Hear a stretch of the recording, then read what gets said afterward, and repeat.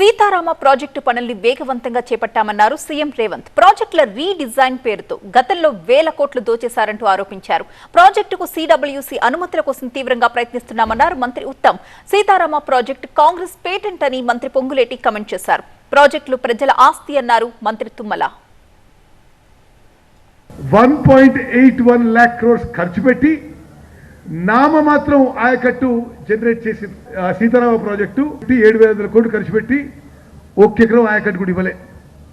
పాలమూరు రంగారెడ్డికి 27,000 కోట్లు ఖర్చు పెట్టి 1 ఎకరం ఆయకట్టు కూడా ఇవ్వలే.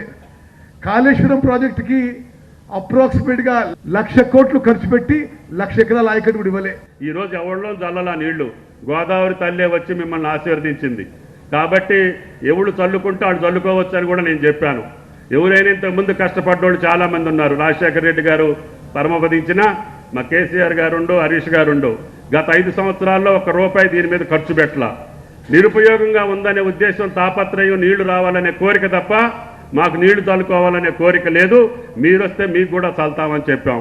పాపం మరి ఏదన్నా అర్జెంట్ పని ఉందో రాలేదు. ఎప్పుడు వచ్చినైనా సరే చల్లుకోవచ్చు. దాంట్లో మీరు ఖర్చు పెట్టింది 7,490 కోట్లు. సుమారు 39% వర్కులు మీరు కంప్లీట్ చేశారు. ఏం వర్కులు చేశారయ్యా? 39%. మొన్న చెప్పాను, మళ్ళీ ఇవాళ అదే చెప్తున్నాను. మోటార్లు, పంపులు, పైపులు, ఇతరత్ర మీద మీకు మంచి కమిషన్ వస్తుందని ఆ మోటార్లు బిగించే కార్యక్రమం చేశారు.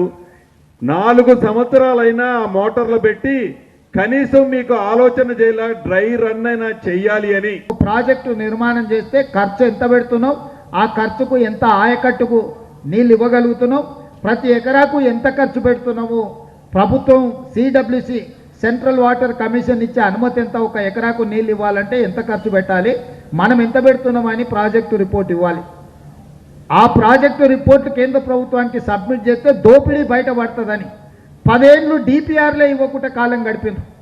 టెండర్లు పిలిచిండ్రు, కాంట్రాక్టులు ఇచ్చిండ్రు, కమిషన్లు మెక్కిండ్రు, డిపిఆర్లు మాత్రం ఇయ్యలే.